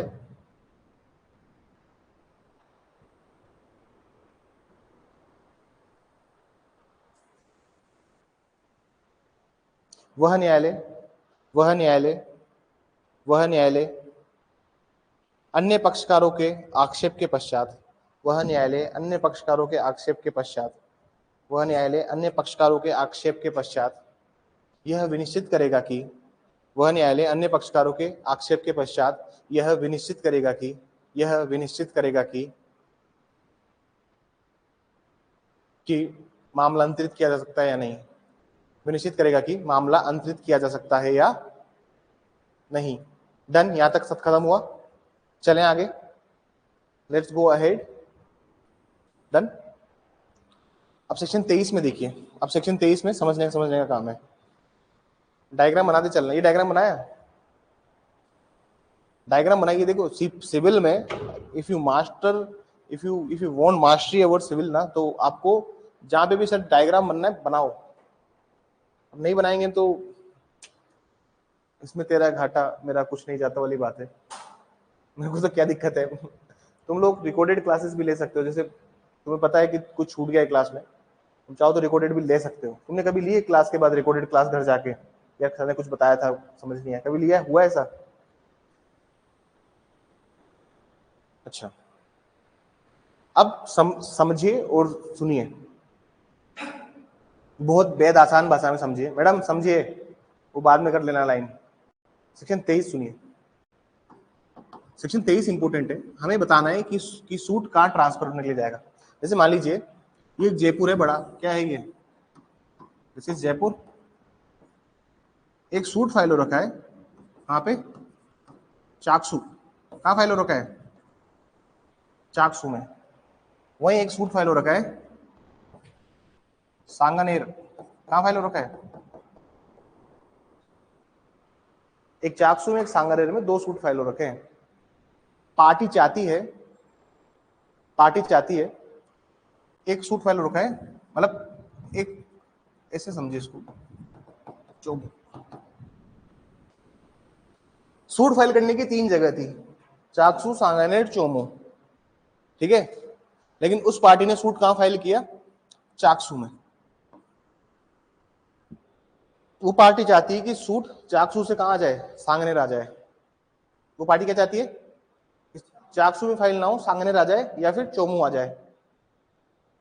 बात समझ में आ रही है? अब ये नहीं बता रहा मैं कि ये 3 जगह कैसे सूट फाइल हो सकता है, क्योंकि वो हमने अभी भी समझा है कि अगर एक से ज्यादा जगह सूट फाइल हो सकता है, प्लेस ऑफ बिजनेस, गेन, जहां पे रिजाइड करता है, जहां पे कॉज ऑफ एक्शन अराइज हुआ है, तो मतलब एक से जगह ज्यादा सूट फाइल हो सकता था। सूट कहां फाइल हुआ है सर? चाकसू में। ए वर्सेस बी कहां हुआ है? चाकसू में। तो सर बी सबसे पहले क्या देगा? नोटिस कि सर मेरे को करना है ट्रांसफर। दूसरी पार्टी को देगा नोटिस। नोटिस कब देगा सर? अर्लीस्ट या फिर बिफोर सेटलमेंट ऑफ इश्यूज, विवादों को स्थिरीकरण के पूर्व नोटिस सर्व करेगा किसको? दूसरी पार्टी को, कि सर मेरे को ट्रांसफर कराना है सूट। ये कहां अप्लाई करेगा? ये अप्लाई करेगा जयपुर की जो अपनी कोर्ट है ना सर, डिस्ट्रिक्ट कोर्ट बनी पार्क में जो है, जहां पे प्रिंसिपल डिस्ट्रिक्ट जज बैठते हैं, पीडीजे, ये वहां जाके एप्लीकेशन लगाएगा कि सर सूट को चाकसू कोर्ट से कहां फाइल किया जाए? सांगरे, या चाकसू से चोमू फाइल किया जाए, तो चोमू ट्रांसफर किया जाए। तो मतलब मैं ये कहना चाह रहा हूं कि अगर एक डिस्ट्रिक्ट हेडक्वार्टर है, एक एक डिस्ट्रिक्ट कोर्ट है, डिस्ट्रिक्ट कोर्ट में मेन एप्लीकेशन फाइल होगी, हो सकता है ना सर यहाँ पे एप्लीकेशन लगी हो सिविल जज, यहाँ पे फाइल हो सिविल जज के पास या फिर सिविल जज के पास, तो कहाँ जाएगा? District court. कहाँ जाना होगा? District court. उसी जिले में अगर लगा हुआ है तो कहाँ जाओगे? District court. ये बात क्लियर? ये पहला पॉइंट है इसका। डायग्राम बनाओ। हाँ सॉरी,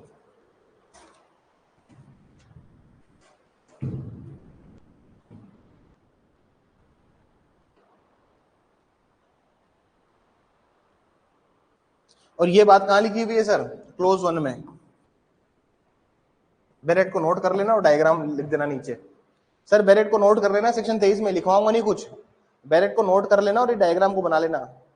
समझदार को क्या काफी होता है? इशारा।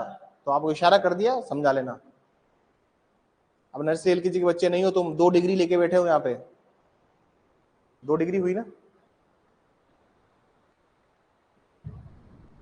कंसोलिडेट थी 5 ईयर की, लेकिन हुई तो 2 ही ना।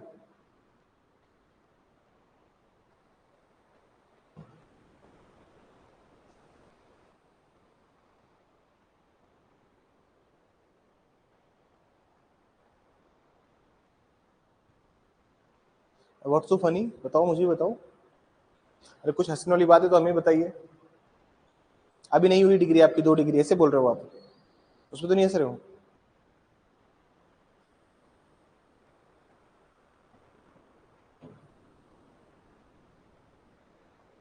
हो गया अरे डायग्राम जल्दी बनाओ, क्या बरस लगाओगे इसमें तुम लोग? ठीक है सर, क्लोज 2 में ही है। उपधारा 2 सेक्शन 23 क्लोज 2। सर अपना प्यारा राजस्थान, पतंग की शेप में ही राजस्थान देखा जाए तो, अरे पतंग की शेप में राजस्थान है ना। बीकानेर में फाइल हो रखा है केस, बीकानेर इधर ही आएगा, थोड़ा सा ऊपर आएगा, मतलब गंगानगर थोड़ा सा यहाँ होगा, है ना यहाँ। ठीक है, समझ लेना इतना इम्प्लाइड बीकानेर। एक केस फाइल हुआ है बीकानेर में, एक केस फाइल हुआ है धौलपुर में। कहाँ फाइल हुआ है?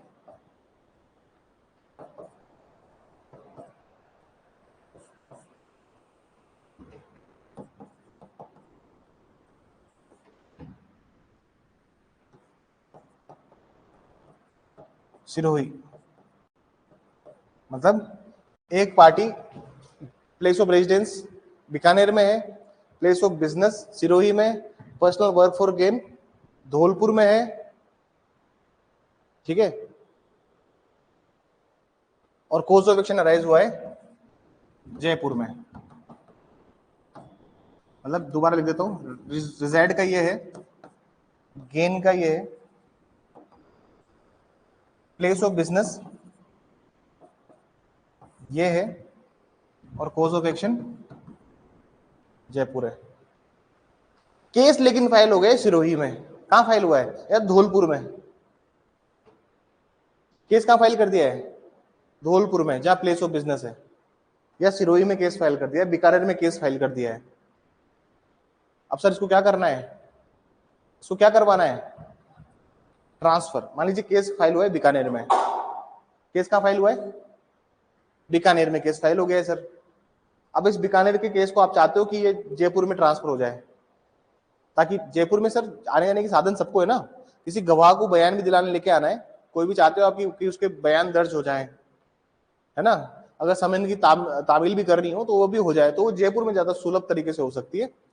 किसी को आना है जाना है तो वहां से 10 साधन है जाने आने के, तो जयपुर। आप चाहते हो जयपुर ट्रांसफर हो जाए केस, लेकिन केस कहाँ फाइल हो रखा है? बीकानेर में फाइल हो रखा है। एप्लीकेशन कहाँ लगाओगे सर? हाई कोर्ट में लगाओगे। क्या एप्लीकेशन कहाँ फाइल होगी? आप लगाएंगे हाई कोर्ट में, ठीक है ना सर? समझ में आई बात? अरे अलग अलग जिलों में अगर मामले लगे हुए हैं तो केस कहाँ फाइल करोगे? हाई कोर्ट में। सिंपल सी डायग्राम में एक और डायग्राम में समझ लीजिए पूरी गणित।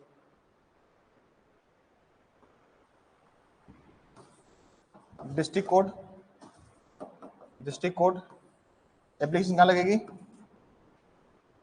High court. कहाँ लगेगी एप्लीकेशन? ये कौन सा क्लोज है सर? उपधारा 2 क्लोज 2। डायग्राम बनाइए और अपने हिसाब से बैरेक्ट, अरे बैरेक्ट को लिखने की जगह छोड़ देना, ठीक है ना सर? बैरेक्ट अपने हिसाब से लिखना है। बैरेक्ट देख लो, पढ़ लो, समझ में नहीं आया तो पूछ लो, आगे चलो। सीपीसी ग्रंथ है, मुझे लगता है बैरेक्ट सबसे आसान भाषा में दिया हुआ है, इससे ज्यादा टफ क्या हो सकता है?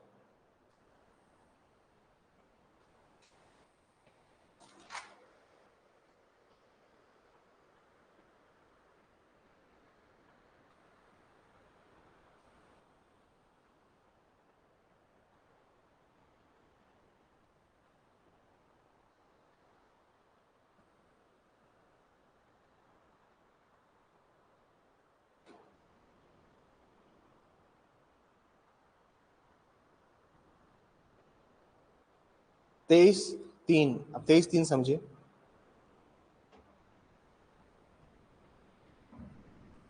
बैरेक्ट में क्या लिखा हुआ है पहले वो देखिए। मान लीजिए अपना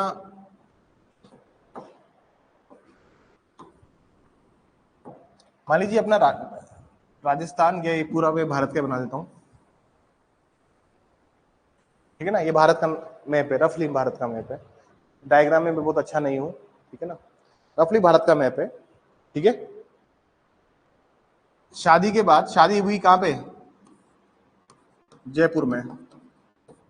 हस्बैंड और वाइफ दोनों सॉफ्टवेयर इंजीनियर हैं और नौकरी कहां करते हैं? बेंगलोर में। बेंगलोर थोड़ा सा इधर होगा, दिस साइड, पर ठीक है जो भी है। अभी तुम मेरे रफली आइडिया लो यार। बेंगलोर थोड़ा यहाँ है, this is Hyderabad, then Chennai is यहाँ पे। तो ठीक है, तुम रफली आइडिया लो। तुम लोग बेंगलोर हैदराबाद कहाँ है मत देखो, ज्योग्राफी की क्लास है क्या? लो वालों को क्या है सब। हाँ जो भी सर, बेंगलोर में। शादी कहाँ पे हुई है? इस शादी छोड़ो, फैमिली कोर्ट में चले जाएंगे, वरना मैं फैमिली कोर्ट की बात भी नहीं कर रहा, मैं सिविल कोर्ट में आता हूँ। चलो सिविल की बात करते हैं हम। पार्टी थी सर ए और बी, इनका कॉन्ट्रैक्ट हुआ है जयपुर में, तो कोर्स ऑफ एक्शन कहाँ पे हुआ है? इनके बिजनेस चलता है, जो कारोबार करने की जगह है वो कहाँ पे सर? बेंगलोर में। रिजाइड कहाँ करता है सर? बॉम्बे। गेन कहाँ करता है? कोलकाता।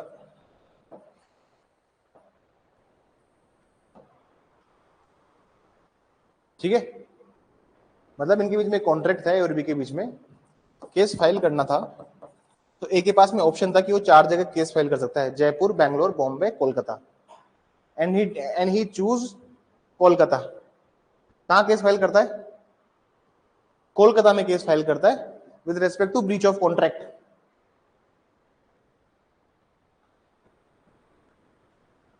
अब पार्टी चाहती है कि केस को ट्रांसफर किया जाए। क्या चाहती है पार्टी? केस को ट्रांसफर करवाना है, ठीक है।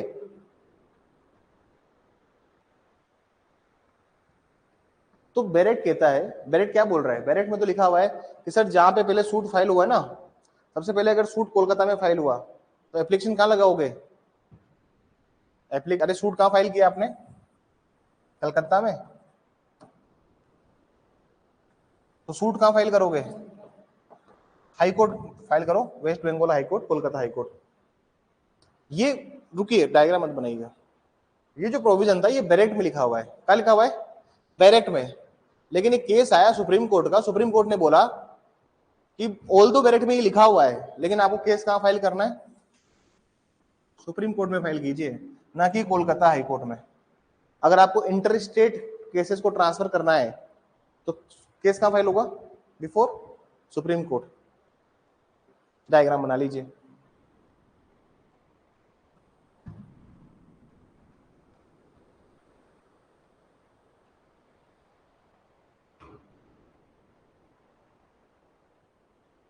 मैंने इस मैप में अखंड भारत बना दिया, ऐसा लग रहा है मुझे। मैंने नेपाल को भी अपने अंदर ले लिया है, अक्साई चीन, पाकिस्तान का गिलगित बाल्टिस्तान भी अंदर अपने अंदर ले लिया है। नहीं नहीं लिया है, बताओ। अखंड भारत में कुछ ज्यादा बचा नहीं है, वैसे श्रीलंका को लेना बाकी है, भूटान भी अपने अंदर हो गया है, नेपाल हो गया, गिलगित बाल्टिस्तान वाला पार्ट भी हो गया है, थोड़ा सा अफगानिस्तान का भी थोड़ा सा एरिया अपन ने, कांधार तक पहुंच गए अपन।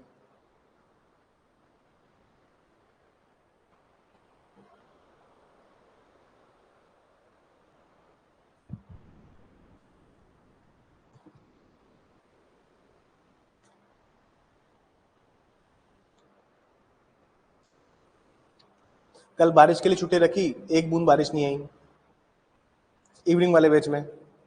और जब पढ़ाते रहता हूँ शाम 7 बजे तक, तो इतना इतना पानी रोड पे मिलता है। उस दिन घर जा रहा था मैं, परसों की बात है, तो जैसे ही पहुंचा मैं, गोपालपुरा से क्रॉस किया, आप मानेंगे नहीं कि जो कार का जो ब्रेक और क्लच होते हैं ना, वहां से पानी अंदर आ रहा था कार में। तो मैंने कल छुट्टी कर दी, मैंने कहा यार नहीं, बारिश रोज शाम को बारिश होती है बहुत तेज।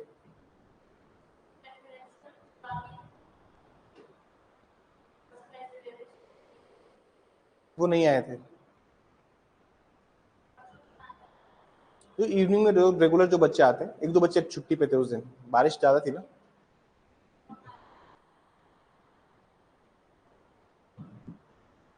शुभम, शीतल और बहुत सारे बच्चे थे।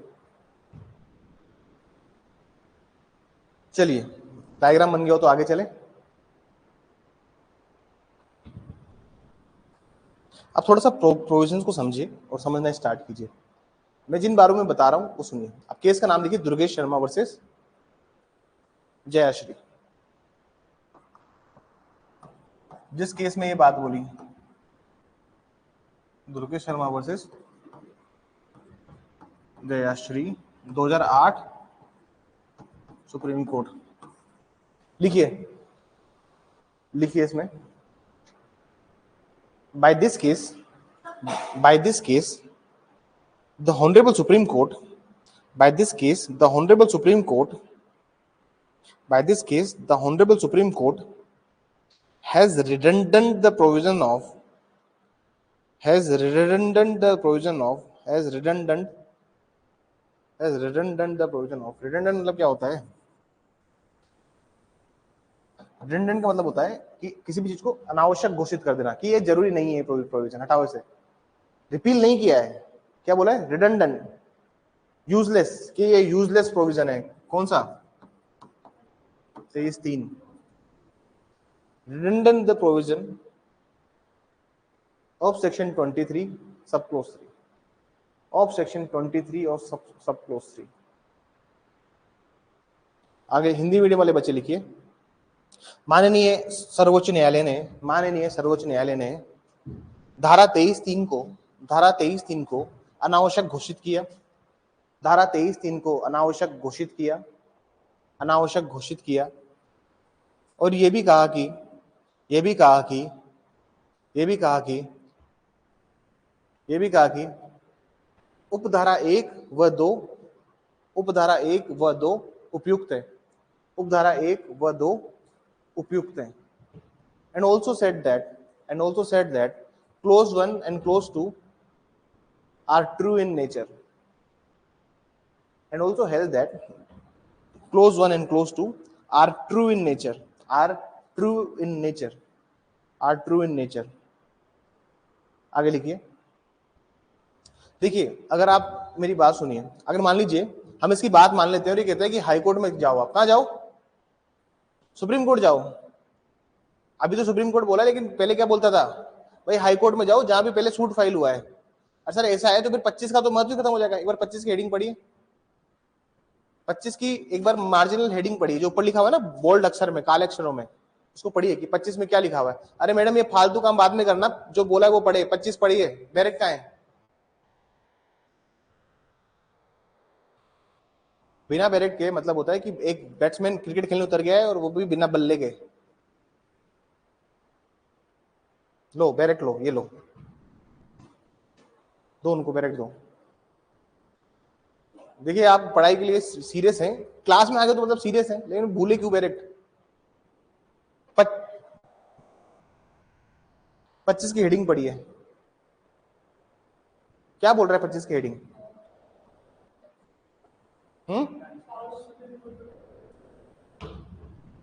Power of supreme court to transfer the suit, यही बोल रहा है। अगर मान लीजिए जब सुप्रीम कोर्ट की पावर है ट्रांसफर करने की सूट को, तो फिर सुप्रीम कोर्ट को जिक्र ही नहीं है बेचारा 23 में। अरे सुप्रीम कोर्ट का जिक्र भी है 23 में, तो फिर किस बात की पावर है सुप्रीम कोर्ट को? कौन कौन जाएगा 23 में? क्योंकि 22 में हमने बोल दिया कि आप ट्रांसफर की एप्लीकेशन लगाइए, लेकिन एप्लीकेशन कहां लगेगी? तो 23 में दिया हुआ है ना, वहां कहीं पे सुप्रीम कोर्ट का लिखा है क्या? उन्होंने जिक्र भी है सुप्रीम कोर्ट का, तो फिर 25 होने का क्या क्या वजूद है? फिर बात समझ रहे हो? अरे सर जब 23 में तुमने हाई कोर्ट का जिक्र कर दिया, तो फिर सुप्रीम कोर्ट का जिक्र कौन करेगा? इसलिए अब ये चीज को सुप्रीम कोर्ट ने बोला, अभी इसको लिख लो, एक लाइन बस लिख लीजिए इसको।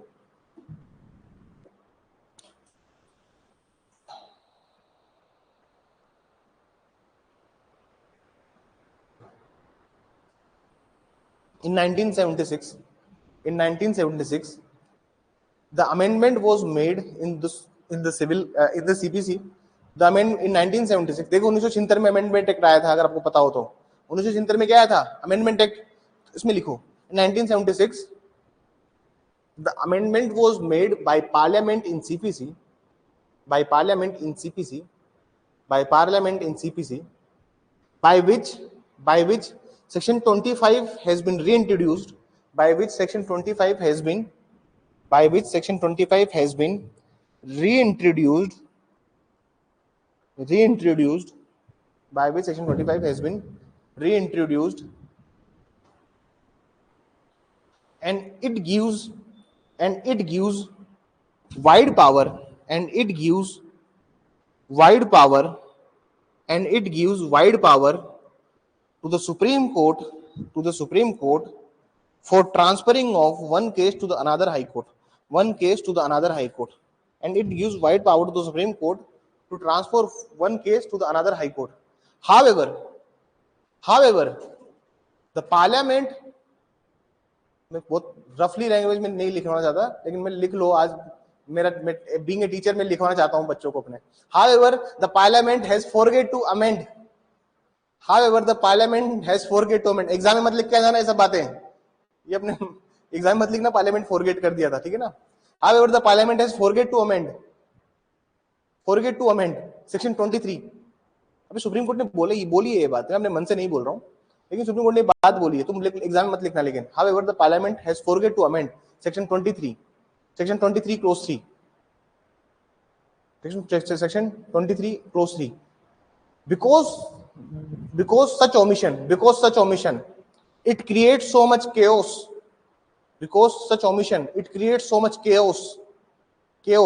among lawmakers and judiciary,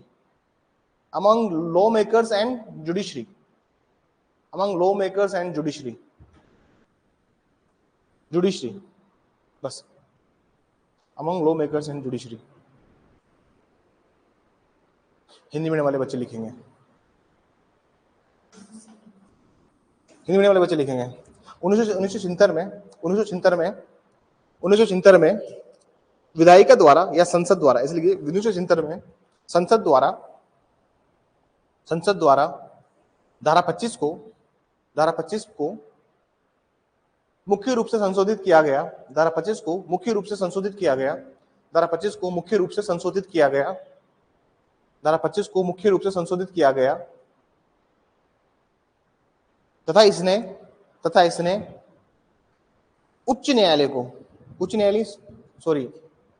इसने सर्वोच्च न्यायालय को व्यापक शक्तियां प्रदान करी,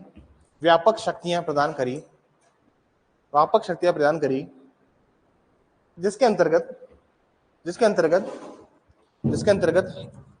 एक सिविलवाद को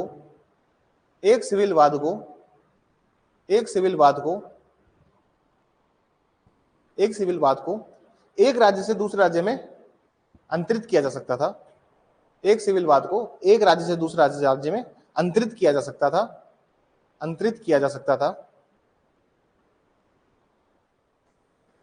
परंतु संसद द्वारा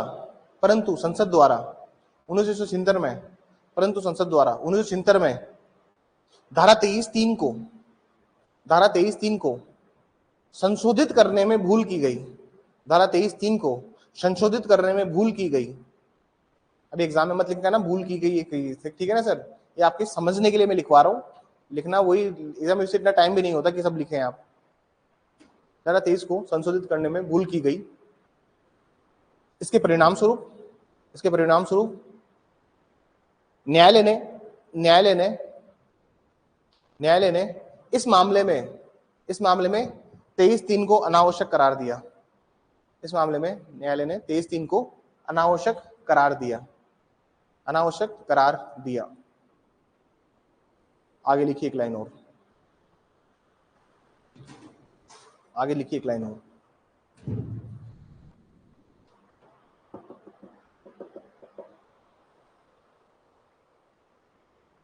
धारा 22 से 25 स्वयं में एक पूर्ण रूप धारा है। धारा 22 से 25 स्वयं में एक पूर्ण रूपेण धाराएं, इसलिए धारा 22 से 25 स्वयं में एक पूर्ण रूपेण धाराएं हैं।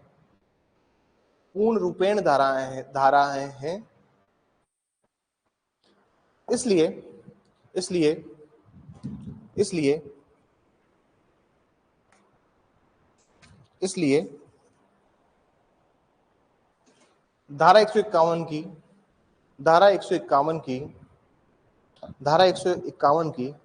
अंतर्निहित शक्तियों का प्रयोग नहीं करना होगा। इसलिए धारा 151 की अंतर्निहित शक्तियों का प्रयोग नहीं करना होगा। पहले क्या होता था ना सर, सुन लीजिए एक बार, प्रयोग नहीं करना होगा। पहले क्या होता था ना सर, लोग ना 151 में एप्लीकेशन लगाने लग गए थे। भाई कोर्ट की इनहेरेंट पावर है ना, अब ये इनहेरेंट पावर हाई कोर्ट की भी है। सिविल मामलों में हाई कोर्ट की इनहेरेंट पावर कहाँ है? 151। क्रिमिनल में 482, यही है, 482 सीआरपीसी। अब प्रैक्टिकली क्या हो रहा था पहले वो सुनिए। प्रैक्टिकली कुछ ऐसा होने लग रहा था कि लोग 151 में लगाते थे। 151 में एप्लीकेशन लगा दी हाई कोर्ट को कि केस ट्रांसफर कर दो। तो ये कह रहे हैं कि 22 से 25 का जो प्रोविजन है ना, ये एग्जॉस्टिव है, ये पूर्ण है, स्वयं में पूर्ण है। कहीं और जगह एप्लीकेशन लगाने की आवश्यकता नहीं है, ये स्वयं में पूर्ण धाराएं हैं। मतलब जितने भी प्रावधान है ना, सब इसी में दिए हुए हैं, कहीं और झांकने की जरूरत नहीं है। लिख लीजिए इसे। It is also held that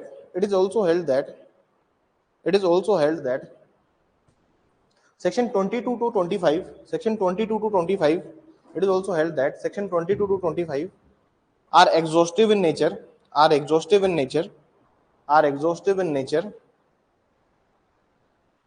and there is no need to exercise inherent power under section 151. There is no need to exercise inherent power of section 151. There is no need to exercise inherent power of section 151. Inherent power of section 151। Done. Hindi में पहले लिखवा तो दिया।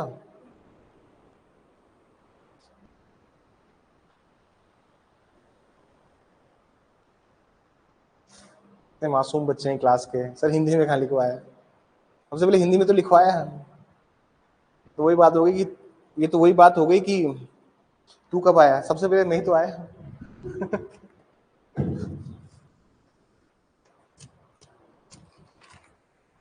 जी section 24 लिखिए। अब section 24 को समझिए, लिखवाऊंगा कल। कल मतलब अरे यार कल छुट्टी, देखो छुट्टी हो गई नेसेसरी। मैं आप लोग घर से क्लास ले लेना। मेरा कल मन, संडे को तो मैं आऊंगा ही और राखी पे भी मैं आऊंगा ही। मेरी इच्छा होगी तो मैं ऑनलाइन क्लास ले लूंगा, ठीक है ना? जब भी होगी ऑनलाइन क्लास ले लूंगा मैं। मुझे थोड़ा पढ़ा लेने दो, क्योंकि देखिए कोर्स मैं चाहता हूँ जल्दी खत्म हो जाए। जो भी नेक्स्ट वैकेंसी है आपको उसका पहले कोर्स खत्म हो जाए और भी डिटेल में खत्म हो, ताकि आप लोगों को मैं वो नहीं चाहते। क्योंकि देखिए इस बार बारिश ज्यादा थी, कभी कभी मॉर्निंग में भी ऑफ रखना पड़ा मुझे, थोड़ा लॉस हुआ है पढ़ाई का। मेरे को उसको वापस से वो करना है, रीगेन करना है। तो मैं चाहूंगा अगर तो क्लास ले लूंगा अपने हिसाब से। रिकॉर्डेड लेक्चर देख लेना, ठीक है? ऐसा तो है नहीं ना कि रिकॉर्डेड बिल्कुल समझ में नहीं आता। रिकॉर्डेड आता है ना समझ में, बस क्या दिक्कत है? अपनी रिकॉर्डेड फैसिलिटी बहुत अच्छी है। हाँ हाँ हाँ, क्लास में हो गई तो आप चाहो तो लाइव बैठ के देख लीजिए, आप चाहो तो उसे देख लीजिए, मैं रिकॉर्ड कर लूंगा। सर प्लीज बच्चों का भी सोचो। बच्चे कहाँ हैं? बच्चे हैं क्या ये? हमको तो जाओ आप लोग, कोई क्या दिक्कत है? ऐसे थोड़ी रहता है कि क्लास 7 दिन के लिए रिकॉर्डेड रहती है, 10 दिन के लिए रिकॉर्डेड रहती है। क्लासेस तो रिकॉर्डेड रहती है ऐप के ऊपर। बच्चों का भी सोचो। हम, अरे आप लोगों का सोच रहा हूँ इसलिए तो कोर्स खत्म कर रहा हूँ। कल को वैकेंसी आ जाएगी तो फिर तुम लोग भैया मेरे को सब कोर्स कराना है, और कोर्स कराने का मतलब ये नहीं है कि मेरे को घास काटनी है। जो ड्यूरेशन है 120 क्लास तो वो लेनी है भाई। 120 क्लास अगर छुट्टियां मारने लग जाऊं, तुम्हारे को 3 दिन छुट्टी दे दूं, 4 दिन छुट्टी दे दूं, सुनना बात, तुमको 3 दिन 4 दिन की स्ट्रेट छुट्टी दे दी मैंने अगर, तो 120 की क्लास कितने दिन में पूरी होगी? 5 थी 15, मतलब 5 महीने। तुम क्या चाहते हो 5 महीने हम सीपीसी पढ़ते रहे और रेस्ट 5 महीने सीआरपीसी, जो भी भारतीय नागरिक सुरक्षा संहिता है, नेक्स्ट 5 महीने वो पढ़ते रहे? तो कोर्स क्या चाहते हो 2 साल में खत्म हो? हाँ नेक्स्ट वैकेंसी आ गई फिर सर प्लीज नो कोर्स खत्म कराओ, फिर तुम ही करोगे। ऐसा नहीं होता sir.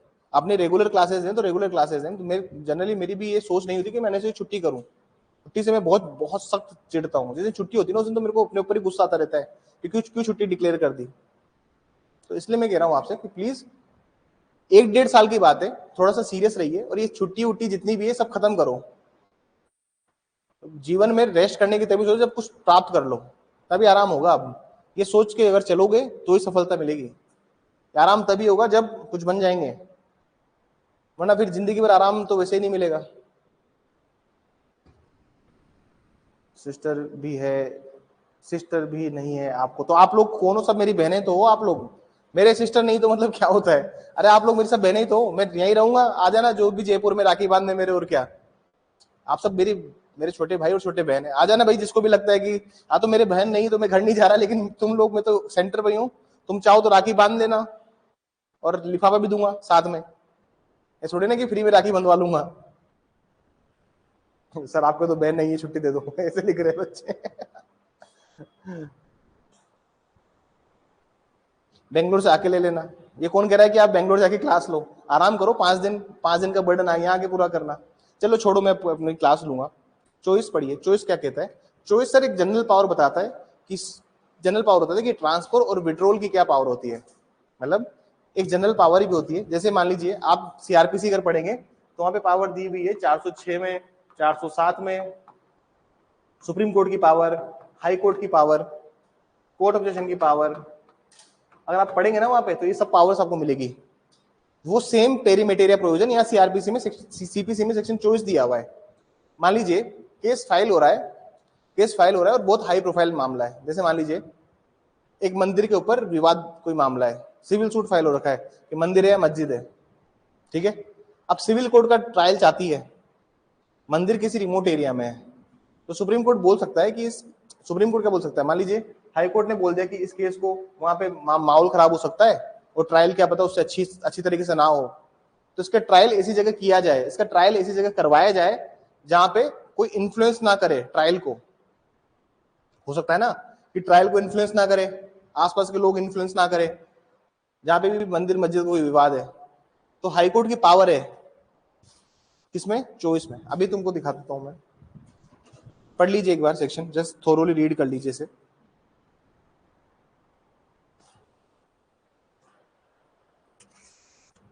General power of transfer and withdrawal on the application of any of the parties after notice of the parties after hearing a desired of the or of its own motion such notice the high court or the district court may कौन कौन कर सकता है sir? High court या district court transfer कर सकता है।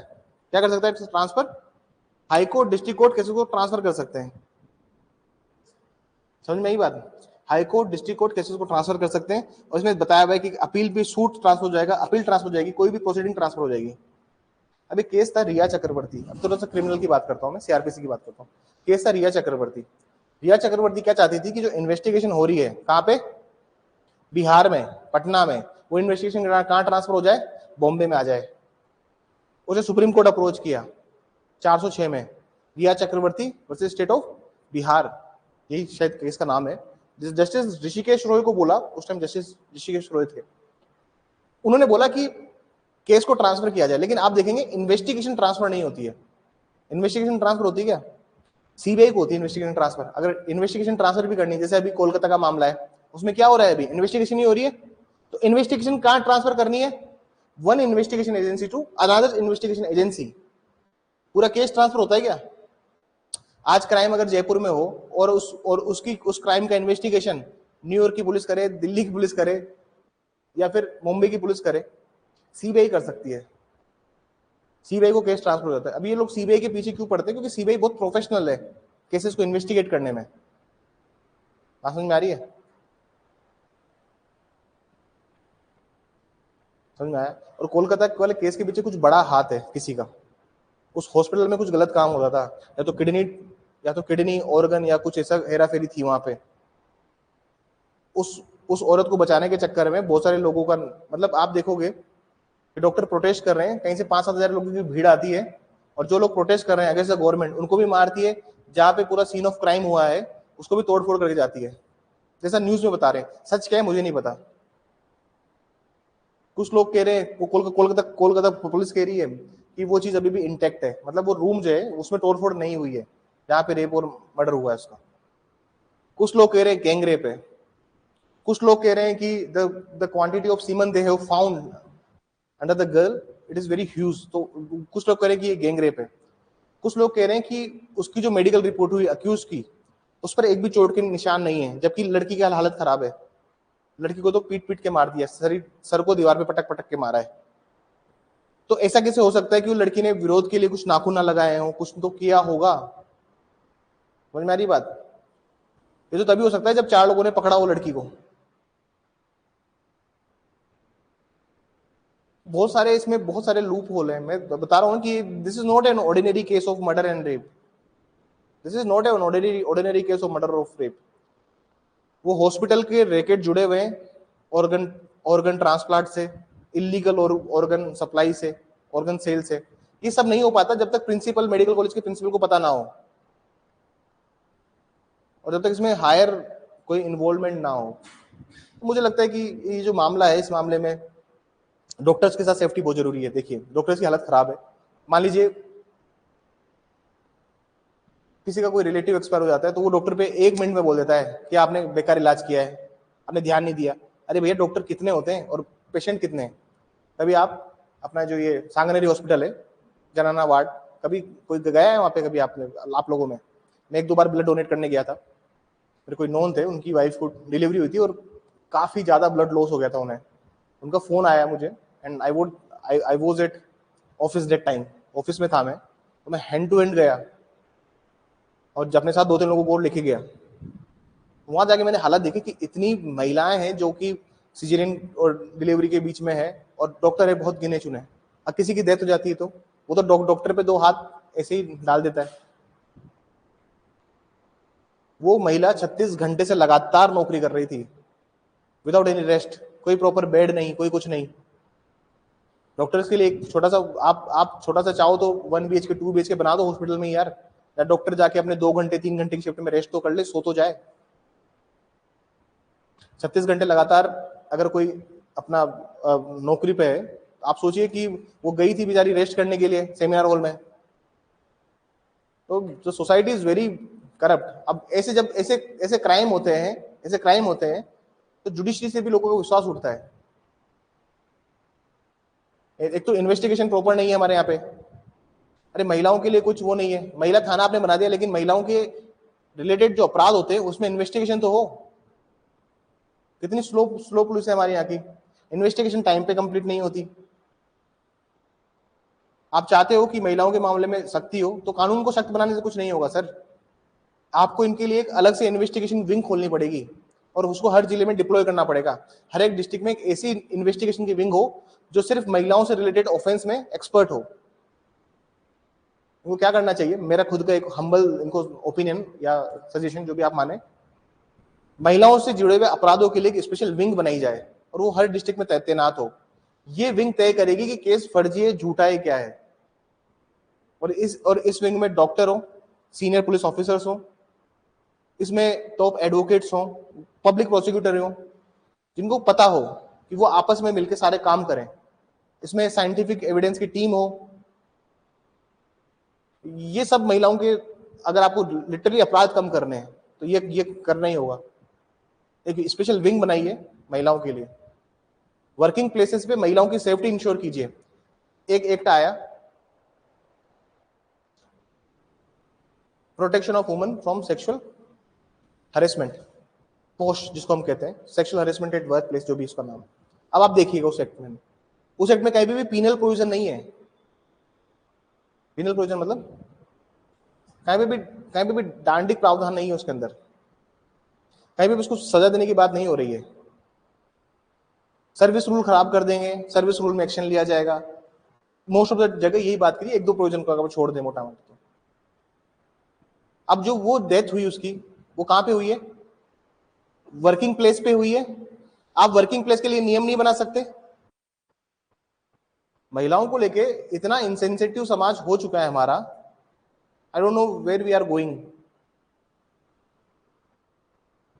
महिलाओं की रेस्पेक्ट नहीं करते लोग, आई डोंट नो कैसे चलेगा एक काम। लेकिन बट द थिंग इज, हम कितने कानून बना लें, कितने कानून पढ़ लें, जब तक ग्राउंड रियलिटी क्या है सर। आपको जज, आप बन के जज, आपका भी गुस्सा है इसमें कि जब ये मामला मेरे सामने आएगा, I will do this, I will do that. Nirbhaya वाले मामले को फांसी देने में 4 से 5 साल लग गए। निर्भया वाले मामले में फांसी देने में, उसके बाद भी उसकी फांसी को लटका के रखा। कभी क्यूरेटिव पिटिशन लगा रहे हैं, कभी मर्सी पिटिशन लगा रहे हैं।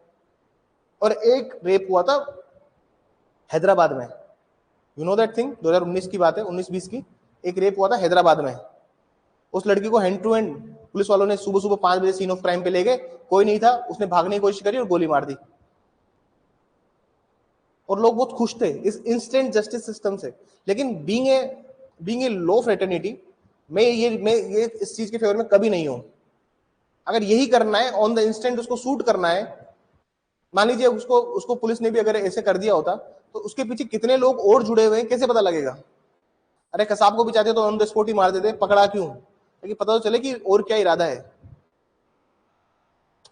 इन्वेस्टिगेशन कंप्लीट नहीं होता है जब तक, लेकिन हमारे यहाँ पे क्या इन्वेस्टिगेशन स्लो है थोड़ी। तो आज शायद डॉक्टर्स की स्ट्राइक है, आज 17 है ना, आज शायद पूरा स्ट्राइक है। द थिंग इज, महिलाओं के लिए सेफ नहीं है। आप लोगों से भी रिक्वेस्ट है, अननेसेसरी किसी पे ट्रस्ट मत किया करो। सिर्फ भाई और पिता ही 2 रिश्ते हैं दुनिया में जिन पे आपको ट्रस्ट कर सकते हो आंख बंद करके। Because the word is so awful. लोग अपना ध्यान रखो यार, मुझे बहुत कभी कभी लगता है, हर बच्चे के लिए मैं सोचता हूँ। ठीक है, आज के लिए इतना ही है, ठीक है ना। कल 24-25 खत्म करेंगे, ठीक है। एंड आप सभी लोगों को राखी की बहुत बहुत शुभकामनाएं। खूब सारी मिठाई लेके आना और मिठाई खा के आना। That's all for today.